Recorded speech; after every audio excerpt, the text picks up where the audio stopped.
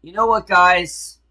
I am really hoping that the Hitman's Bodyguard can rectify this summer because after shit like this, what we have gotten for comedy this year has been nothing but absolute abysmal trash that I really hope we never have to see again. And I really do hope something, just something, can rectify that.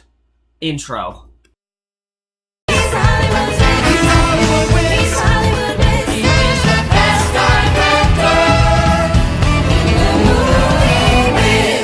Hey guys, it's Kevin again, another movie for you guys, and this movie reviewing, I really did not know how this movie was going to turn out. In fact, I wasn't even planning on doing a full movie review for this, but I figured I might as well. That is for a movie that really is not getting a lot of attention, and it's pretty understandable why. It's completely bombed at the box office to the point where it's only playing like 2 times in my theater, and that is a movie that I really just kind of felt like watching, because I just wanted to watch a comedy, and that, of course, is The House. So the basic plot of The House is that you have this couple, Scott Johansson and Kate Johansson, and basically, their daughter has been accepted to this really prestigious college that they're very happy for, but unfortunately, Scott and Kate don't have the money to pay for it, so their friend comes up with this brilliant, and I say brilliant, you guys will find out why soon, to basically start an illegal casino in their basement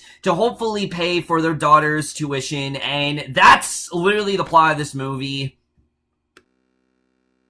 Now, if you guys know, I really wasn't looking forward to this movie. I thought the trailers were really lackluster. The plot sounded really dumb. It just looked like they were really phoning it in. But I was hopeful. I really was. Because it's no secret, this has been a pretty shitty year for comedies. I mean, especially R-rated ones.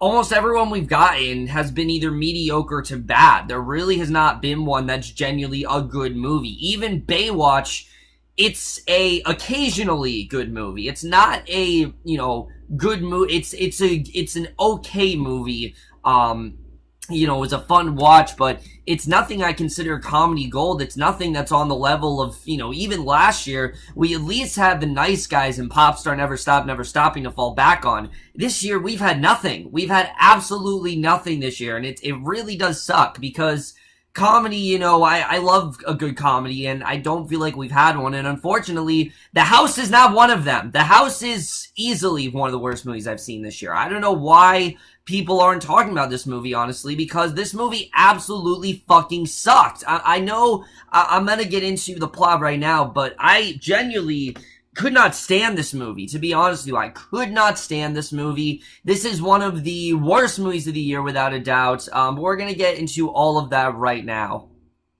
So when it comes to this film, I have to say, there were a few things that I was hoping could save it. The cast and the writing. Because the cast here is not terrible. They're really not. I really like some of these actors. I love Will Ferrell. I love Amy Poehler. But it has to be said, these are some of the worst performances I've seen all year. I mean, I was really disappointed, especially from that of Will Ferrell. Look, I love Will Ferrell. I think he's a really funny guy. I think he's one of the better comedians working today, honestly. Most times when Will Ferrell's in a movie, especially the recent ones, because he hasn't made the greatest movies lately, at least he's been the best thing about it. Zoolander 2, for example, that's a very mediocre film, but for me, his scenes were the best. He was killing in that movie. He really got back in that character perfectly.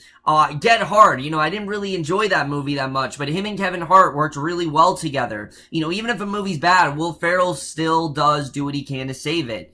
Not the case here. This might honestly be the worst Will Ferrell performance I have ever seen. I don't know what happened here, but Will Ferrell is genuinely terrible in this movie. The character of Scott is such an idiot. He can't do math. He's always causing harm to people. He's just doing all these ridiculous things, and it's just so unbelievable. And Will Ferrell, it gets to the point where it's no longer funny, and most of his lines, they don't even really have that great comedic timing that Ferrell usually does have. A lot of it feels very off, and it doesn't feel like he was really given a script. It feels like he improv a lot of this movie, but it didn't need to be improv. In general, Will Ferrell was really not great here. I was not a fan of him at all in this movie. I mean, there's a scene with him, especially things that he does, that I'm really not going to be able to unsee, unfortunately. And I don't really know why Will Ferrell signed on this movie. I don't really think he needed it. He just seemed really,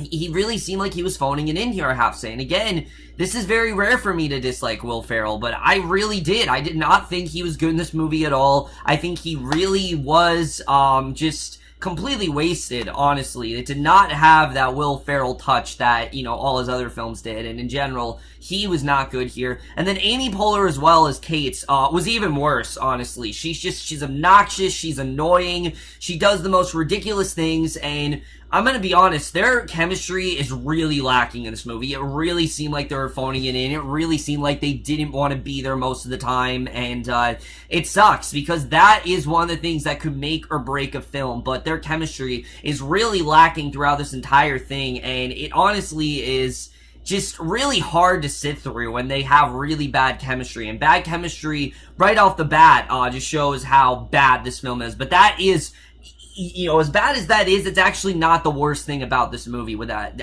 surprisingly. The rest of the cast here is pretty bad. Jason Mantzoukas, I know I said that I liked him in Dirty Grandpa.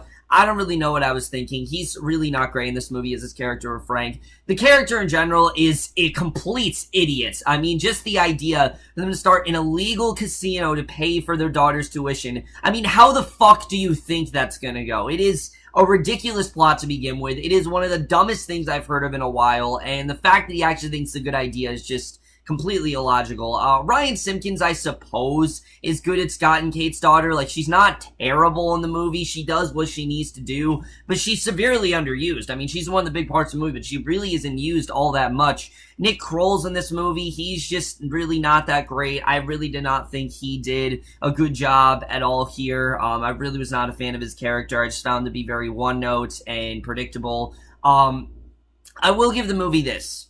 Allison Tolman is great in this movie. I actually really did like Allison Tolman's scenes. I think most of her scenes, I was actually laughing a lot. But that's because of how good Tolman is as an actress. I think a lesser actress would have just, you know, this would have been a forgotten role, because it's really not that great of a character. It's just that Tolman does a good job with making the character better. You know, she has a lot of presence on screen that she makes the character that much more memorable. So for me, that's what helped. It's not the fact that Tolman, you know, performed these lines in a certain way or said something in a cool way. It's more that she just has really good, you know, screen presence that can really, you know, heighten a very mediocre role. So that's really it for the acting. Let's get to the directing and the writing, because where the fuck do I even begin? This is where I'm gonna go full out negative, because, you know, like I said, there are a few good things about this movie. It's not, you know, it's not a shitster piece completely, but it's pretty damn close to it. The directing in general is some of the worst I've seen all year, and it's understandable, because Andrew J. Cohen, this is actually his first time directing, and I have to say, this is one of the worst directorial debuts I've seen in quite some time. I mean, constantly he will shift tones just so drastically in this movie, to the point where it's so unbelievably weird. You know, there'll be this crazy scene, and then we'll cut, and it'll be like them in a store, or them just having a casual conversation, and it doesn't flow at all, and the tone is not consistent throughout this movie. He keeps going for sometimes like over-the-top gross-out humor, to then a lot more subtle humor. He can't really decide what he wants this movie to be. Does he want to be a gross-out, R-rated, raunchy comedy, or does he want it to be just a fun, you know, just a fun social commentary, about, you know, how the lengths that parents will go? He really can't figure out what he wants to do with this movie, and it just feels so confused. And again, I know this is his directorial debut. I do think that he can get better, but wow, did this go wrong. I mean, I liked his writing for Neighbors. I even thought Neighbors 2 wasn't horribly written. It was just really overcrowded. Mike and Dave Need Wedding Days, I really liked his writing for that. But he really needs to stick to writing after this movie because his directing was just not great at all. But the writing is actually the worst thing about this movie. And again, it sucks because I usually like Andrew J. Cohen's writing. I don't exactly know what happened here, but his writing is just so bad here in general. And I think it's mainly because most of this movie isn't written. I think a lot of this movie is very much improv by Will Ferrell and Amy Poehler. But I don't think there's much they could do in these roles. It just feels obviously improv. There's so many scenes where they'll pause and, you know, they're holding for laughs and things like that. And I hate it when comedies do that. But this movie does, in fact, do that. It holds for laughs. It thinks it's more funny than it is. And I just really can't stand that at all. But the worst thing that this movie commits, the worst sin in my opinion, is actually not the humor, because no, it's not funny. There's like 2 jokes that maybe made me chuckle, but that's about it. The worst thing this movie does is how less it focuses on the characters. Because to be honest with you, even if Will Ferrell and Amy Poehler were bad in this movie, if they had good characters, I maybe would have been able to get behind it. But I can't tell you a single thing about Scott Johansson. I can't tell you a single thing about Kate Johansson because the movie really does not take the time to get us to really know these characters. It completely skips over anything compelling it could have done with them. Like, there's a whole subplot about how Scott really, well, a recurring joke rather, about how Scott really doesn't know math. And this could have been executed really well if maybe we went to his past and realized that he was just good for nothing and that kind of stuff. Maybe they could have developed a good backstory to it, but the film doesn't want to take the time to really develop these characters, so therefore there's no reason for me to care about them, and especially when we consider all the ridiculous shit that goes down at the end of this movie, which I'm not gonna spoil, but there's one scene involving a finger in this movie, and holy shit, I could have done without it. I mean, it's something that is going to be embedded in my mind, unfortunately, for a while. It's, without a doubt, one of the most gross out scenes I've seen all year, and there's another one involving an axe you probably saw in the trailer, but it is just as gross as you can imagine. It really is disgusting, and I don't know why it's in this movie. Constantly throughout this movie, Scott and Kate will just pull these ridiculous stunts, and they'll do these things that are downright psychopathic, and you're like, why am I supposed to be following these characters? There's nothing interesting going on with them, really. And after a while, you just don't really care that much about them getting their daughter's tuition, because they literally say in the movie that they don't know what they're doing and that they're horrible parents, and you're really not rooting for them. They're really unrootable characters, again, because they don't give us the time to really develop them. I didn't give a shit about these characters, and I really did not care about them succeeding at all, I have to say. And the movie really does detract from that main premise a lot, and it's very gag after gag. Like I said, the humor really doesn't work at all, and the directions this movie takes are just absolutely ridiculous. It just goes in some really weird places, and especially towards the end, it's one of those movies where when it seems like it's over, something crazy will happen that just makes no sense whatsoever. Particularly the ending to this movie, it makes no sense to me. I have no idea how it ended the way it did. I mean, basically, I'm just gonna say it right now, the characters basically end up free somehow, and I'm not gonna explain why, but what ends up happening to them, and after everything we saw, I have no idea how the movie turned out that way. It makes no sense whatsoever. And it's not because, oh, Kevin, you want to be grounded in reality. That's not what it is. I just wanted to make some sense. I wanted to go with the story. This isn't a story that started off, you know, fantastical or anything like that. This isn't a story that started off in a ridiculous world. This story started off and it felt pretty mundane, honestly. It felt like, you know, it was grounded in reality, but then this shit happens and it didn't make any sense to me why they decided to go in that direction. The cinematography as well is really average. There's not really much to say about it. It's really not all that great. The film overuses slow-mo quite a ton, and I really did not understand that, what their obsession was with the idea of the slow-mo. it felt so out of place. I don't understand why they need to constantly cut back to, like, you know, a wrestling scene in slow-mo, or like Will Ferrell saying something. It doesn't add anything to your film. It just makes it look like you had nothing funny to say, so you just put it in slow-mo because you actually thought it was going to be funny. It's not because the joke is actually funny. It's just because you putting in slow-mo, you thought it was going to be funny, when in reality, it's really not all that funny at all, unfortunately. So again, cinematography really not great here.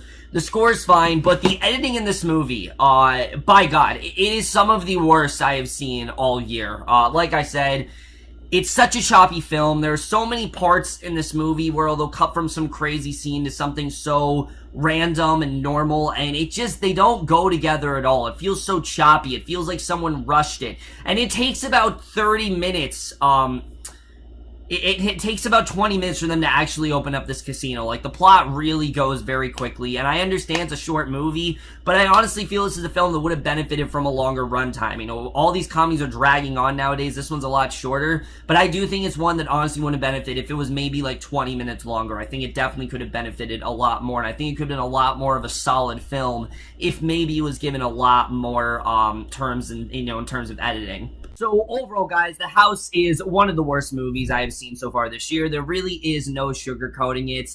This is just another really terrible R-rated comedy. I don't know why we're getting so many of them this year. I know many of them I haven't seen, but I know there's been so much abysmal stuff in this movie that I can't imagine what's in Chips or what's in Rough Night. I mean, I really don't want to watch those movies, but you guys want me to, so I'm definitely going to. But after this movie, I really just want to see a good comedy, I do, because I'm tired of seeing these half-assed comedies, and it makes sense why this movie made almost nothing at the box office, because no one really cares. It's just, you've seen this all before, it's gross out, it's really not worth seeing, unfortunately. I really can't recommend this movie to you at all. It's a film that I really wish I'd forget. It's vile, it's disgusting, it makes no sense whatsoever. It doesn't give anything interesting to characters, and it probably has Will Ferrell's most embarrassing performance to date, unfortunately. And for all of those reasons, I am absolutely going to give The House a D-.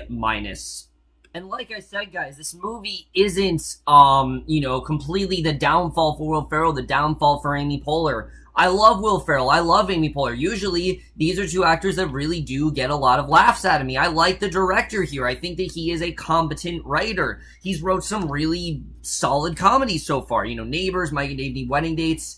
I really don't know what happened here, honestly. This really could have been a great comedy. But unfortunately, it was far too rushed. It was far too focused on a gag after gag. And just is another, you know, and just adds to the pile of really unnecessarily raunchy, over-the-top, R-rated comedies that are kind of just, you know, the lowest of the low right now. I mean, this is kind of a, constant thing we've been getting recently, and I really hope this trend stops very soon. I just want to see a really good comedy again, and like I said, I really do hope that Hitman's Bodyguard can somehow rectify that.